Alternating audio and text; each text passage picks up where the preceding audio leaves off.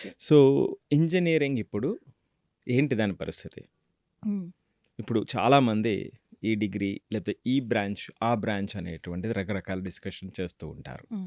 మనం దీన్ని లోతుగా హ్మ్. ఇప్పుడు జరుగుతున్నటువంటి పరిస్థితులు, హ్మ్. మరీ ప్రత్యేకించి లాస్ట్ 2-3 ఇయర్స్ నుంచి జరుగుతున్నటువంటి పరిస్థితుల్ని అర్థం చేసుకోకపోతే కష్టం కష్టం. అవుతుందండి. హ్మ్. అది గైడ్ చేయడం కష్టం అవుతుంది. అవును. చాలామంది ఏం చేస్తుంటారంటే, వాళ్ళకి ఉన్నటువంటి నిన్నటి నాలెడ్జ్‌తో హ్మ్. డ్రైవ్ చేస్తూ ఉంటారు. కానీ ఇక్కడ మనం చూడాల్సింది ఏమిటంటే, ఇప్పుడు ప్రస్తుతం ప్రపంచంలో జరుగుతున్నటువంటి మార్పుల్ని సమగ్రంగా అర్థం చేసుకొని, అది ఎటువంటి మార్పులకి దారి తీస్తుంది అనేటువంటి దాన్ని ముందు చూపు. ముందు చూపుతో ఉండకపోతే, ఈరోజు పిల్లోడిని మీరు గైడ్ చేస్తారు. అవును. వాడి డిగ్రీ ఎప్పుడు కంప్లీట్ అవుతుందండి? 4 సంవత్సరాల 4 తర్వాత సంవత్సరాలు. కంప్లీట్ హ్మ్. అవుతుంది. మరి అప్పటికది అది డెడ్ అబ్సొల్యూట్ అయిపోతే ఎక్స్‌పైర్ అయిపోతుంది. హ్మ్. అప్పుడు పరిస్థితి ఏమిటి? సో, అందుకని ఇది ఒక ఛాలెంజింగ్ పీరియడ్ జమీమా గారు. చాలా అవును. ఛాలెంజింగ్ అవును. పీరియడ్. ఎక్కడ ఎవరికి ప్రత్యేకించి అంటే పిల్లలకి.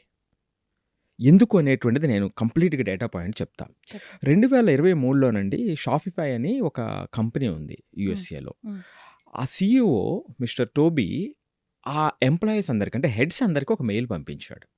ఏమిటా మెయిల్ అంటే, మనం ఇప్పుడు ఏఐ టూల్స్‌ని ఉపయోగిస్తున్నాం. హ్మ్. ఏఐ టూల్స్ ఉపయోగించుకున్నప్పటికీ హ్యాండిల్ చేయలేనటువంటి టాస్క్స్‌ని మీరు జస్టిఫై చేయగలిగితేనే న్యూ హైరింగ్ ఉంటుంది అని. లేదంటే జాబ్ గ్యారంటీ ఉండదు. ఆ! అంతే. సో, అక్కడ న్యూ హైరింగ్ కూడా ఇక్కడ ఉండదు అని. హ్మ్. సో, ఇది ప్రపంచంలో ఒక పెద్ద కంపెనీ డైరెక్ట్‌గా వాళ్ళకున్నటువంటి హెడ్స్‌కి పంపించినటువంటి మెయిల్ 2023లో. అంటే దీని అర్థం ఏమిటండి? ఏఐ ఏమైతే చేయలేకపోతుందో, హ్మ్. ఆ పనిని మనం చేయగలగమా?